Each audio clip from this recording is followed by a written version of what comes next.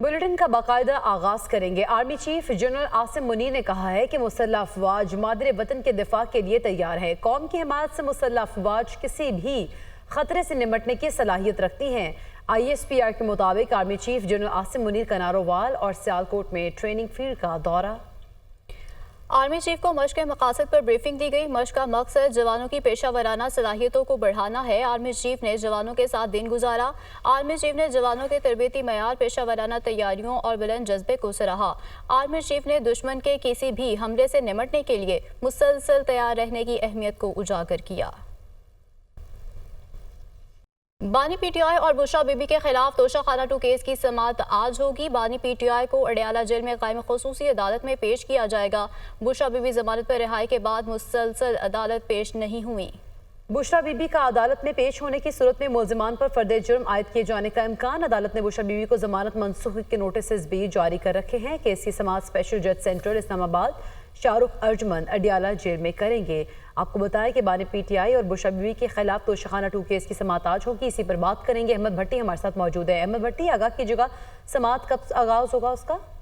जी, Adiala jail में Toshakhana 2 reference की आज समाअत होगी और ये समाअत स्पेशल जज सेंट्रल इस्लामाबाद शाहरुख अर्जमन करेंगे, जो अडयाला जेल में आकर इसकी समाअत करेंगे। आज की समाअत के दौरान बानी PTI को अडयाला जेल से अदालत में पेश किया जाएगा, जबकि बुशरा बीबी की अगर हाजिरी हो जाती है तो फिर इसमें मजीद कार्रवाई होगी, क्योंकि बुशरा बीबी जमानत पर रही के बाद मुसलसल अदालत पेश नहीं हुई। आप दीगर मुकदमात में भी वो उनके FIR हो चुकी हैं।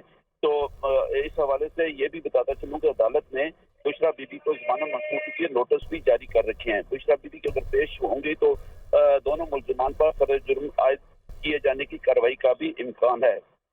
इस केस की समाअत अब से कुछ देर बाद अडयाला जेल में होगी और ये समाअत स्पेशल जज सेंट्रल इस्लामाबाद शाहरुख अर्जमन करेंगे। ठीक है, समाअत कुछ देर बाद इसका आगाज होगा। अहमद भट्टी आगाह कर रहे थे, आपका शुक्रिया। PTI को बाग़ जुना में जलसे की इजाज़त न देने के खिलाफ तौहीन अदालत की दरख्वास्त। सिंध हाई कोर्ट ने दरख्वास्त मजीद समाअत के लिए आईनी बेंच को भिजवाते हुए कहा, यह मामला अब आईनी बेंच के दायरा कार में आता है। अदालत ने दरख्वास्त को आईनी बेंच में समाअत के लिए मुकर्रर करने की हिदायत कर दी। दरख्वास्त की समाअत गैर मुअय्यना मुद्दत के लिए मुलतवी कर दी गई है। इसी पर बात करेंगे। अब्दुल हसीब खान हमारे साथ मौजूद है। जी अब्दुल हसीब, समाअत का हवाल बताइएगा। जी बिल्कुल, पाकिस्तान तहरीक इंसाफ को बाग़ जुना में जलसे की इजाजत न देने के खिलाफ दायर तौहीन अदालत की दरख्वास्त जस्टिस जफर राजपूत की सरबराही में रुकनी बेंच ने की। ताहम दरख्वास्त की समाअत के दौरान अदालत ने जो है वो दायर अख्तियार की बुनियाद पर इस दरख्वास्त को जो है वो आईनी बेंच को मज़ीद समाअत के लिए जो है वो भेजने की हिदायत की। साथ साथ अदालत का ये भी कहना था कि ये मामला अब आईनी बेंच के दायर अख्तियार में आता है, लिहाजा इस जो है दरख्वास्त को आईनी बेंच के रूबरू मुकर्रर करने की जो है वो अदालत की जानिब से हिदायत दी गई है। जो दरख्वास्त गुजार है उनकी जानिब से कहा गया है था कि जो है वो अदालती अहकाम के बावजूद तहरीक इंसाफ को बाग़ जुना में जलसे की इजाजत नहीं दी जा रही। गुज़श्ता समाअत में भी SSP ईस्ट और डिप्टी कमिश्नर ईस्ट की रिपोर्ट जो है अदालत में पेश की गई थी, जिसमें बताया गया था कि सिक्योरिटी वजूहात की बिना पर पाकिस्तान तहरीक इंसाफ को जलसे की इजाजत नहीं दी जाती। हम अदालत ने जो है वो दरख्वास्त गुजार का मौक़िफ़ जानने के बाद जो है वो मज़ीद उस पर फैसला करने की हिदायत की थी। हम आज जो है वो समाअत के दौरान अदालत ने ये दरख्वास्त को जो है वो आईनी बेंच के रूबरू मुकर्रर करने की हिदायत की है और समाअत गैर मुअय्यना मुद्दत के लिए मुलतवी कर दी है। जी ठीक है, बहुत शुक्रिया अब्दुल हसीब खान, आप हमें आगाह कर रहे थे। 24 नवंबर को धरने में फसादात की तहकीकात के लिए तश्कील करदा टास्क फोर्स का इजलास हुआ। वज़ीर-ए-आज़म शहबाज शरीफ ने इजलास की सदारत की। वज़ीर-ए-आज़म ने कहा, इंतशार फैलाने वालों के खिलाफ कानूनी कार्रवाई पर पेशरफ का हफ्तावार जायजा लिया जाएगा। कानून पमाल करने, सरकारी इमलाक को नुकसान पहुँचाने वालों को क़रार वाकई सजा दी जाएगी। इजलास में दी गई ब्रीफिंग में कहा गया कि मौके वारदात से असलहा, कारतूस, खोल और दीगर शवाहिद इकट्ठे किए जा चुके हैं। तमाम शवाहिद फॉरेंसिक के लिए भेजे जाएंगे। फसादियों की शिनाख्त का अमल भी तेजी से मुकम्मल किया जा रहा है। और नाज़रीन, आगे बढ़ते आपको बताएं कि वज़ीर-ए-आज़म शहबाज शरीफ का कहना है कि गुज़श्ता 70 महीनों बाद महंगाई कम तरीन सतह पर आ चुकी है। महंगाई ही वही मामला है जिससे गरीब आदमी बराह रास्त मुतासिर होता है। चीनी बरामद करने से मुल्क को $500 मिलियन का फ़ायदा हुआ। गुज़श्ता हुकूमत ने एक मंचले वज़ीर ने पायलट्स की जाली डिग्रियों का बयान दिया। वफाकी काबीना के इजलास में गुफ्तगू के दौरान मजीद कहा कि पिछले दिनों एहतजाज से एक हिजानी कैफियत पैदा हुई। धरने वाले तोड़ फोड़ कर रहे थे और आग लगा रहे थे। अल्हम्दुलिल्लाह तकरीबन 70 महीनों बाद पाकिस्तान की जो इस नवंबर में जो इन्फ्लेशन है वो अपनी कम तरीन सतह पे है। धरनों ने जो मुल्क में एक हैजानी कैफियत पैदा कर दी थी और मुल्क के अंदर और ख़ास तौर पर इस्लामाबाद में एक हर तरफ अफरा तफरी का सामान था, तोड़ फोड़ कर रहे थे और पुलिस वाला शहीद हुआ, रेंजर्स के वो शहीद हुए, दर्जनों ज़ख्मी हुए और मुल्क की जो इन्होंने बेइज्जती इन्होंने करवाई अपने इन इंतहाई गलत और गैर कानूनी हथकंडों से। एक दिन के अंदर स्टॉक एक्सचेंज 3,500 पॉइंट्स नीचे आगे गिरा, लेकिन जो ही उस रात डी चौक से और पीछे जब हटे तो अगले दिन स्टॉक एक्सचेंज ने दोबारा बाउंस बैक किया। बुशरा बीबी की तर्जुमान बिशार यूसुफजई और बहन मरीम रियाज भट्टू ने कहा है कि बानी पीटीआई को अपनी पार्टी के कॉम्प्रोमाइज लीडर से ज्यादा बुशरा बीबी पर एतमाद है। पार्टी रहनुमा बानी की हिदायत पर पूरी तरह अमल नहीं करते। बरतानी अखबार गार्डियन से गुफ्तगू करते हुए मिशाल यूसुफजई ने कहा कि फाइनल कॉल के एहतजाज वाले दिन भी बुशरा बीबी ने सिर्फ बानी पीटीआई की हिदायत और उनके मुफाद के लिए काम किया। बानी पीटीआई पार्टी क़यादत की तरफ से अपनी हिदायत अवाम तक ना पहुँचाने से सख्त मायूस हैं। उन्होंने बुशरा बीबी के जरिए ही फाइनल कॉल का पैगाम दिया था। मरियम रियाज भट्टू ने कहा कि बानी पीटीआई के करीबी साथियों का किरदार मशकूक है, लगता है कि अपने फ़ायदे के लिए दोनों तरफ खेल रहे हैं।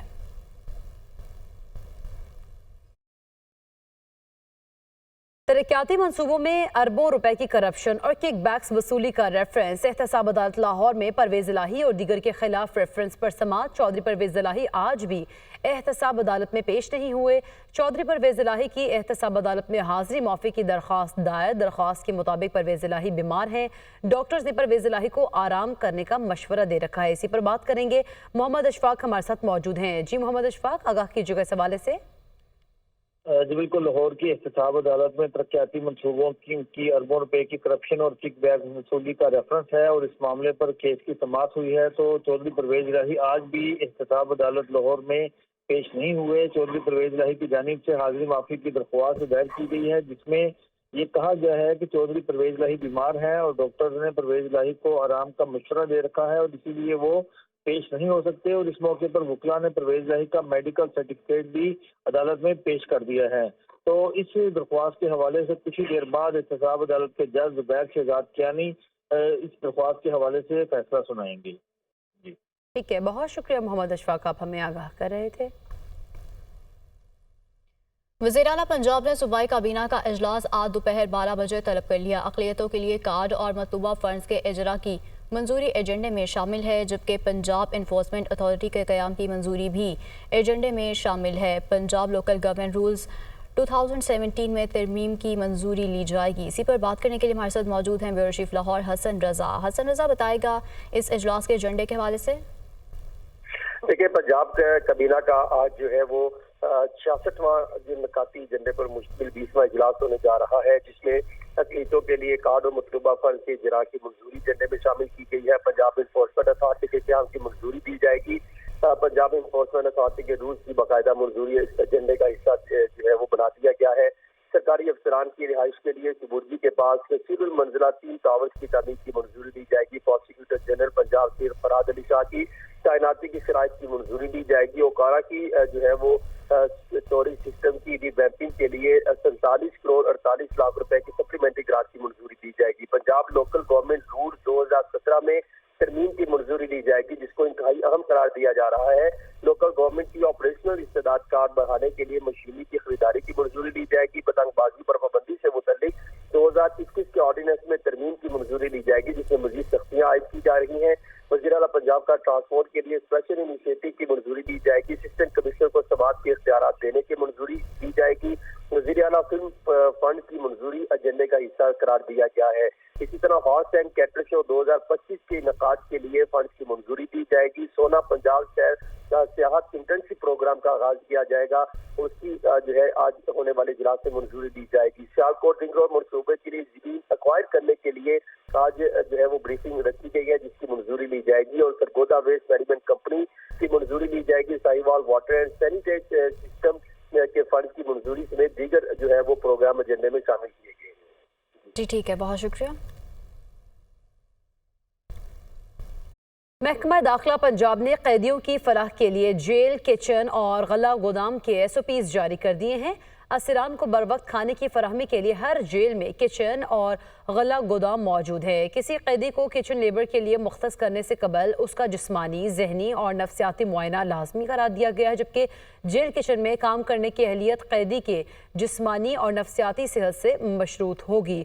हफ्तावार खाने का मुकम्मल मेन्यू और तकसीम के औकात कार जेल किचन में आवेजा होंगे। जेल स्लॉटर हाउस में मुर्गी को ज़िबा करने और वजन करने का अमल कैमरे के सामने अंजाम पाएगा, जबकि हर जेल में कम अज़ कम 6 असीरान पर मुश्तमिल कमेटी कायम होगी जो सब्जी, दाल, गोश्त का मयार, मिकदार चेक करेगी।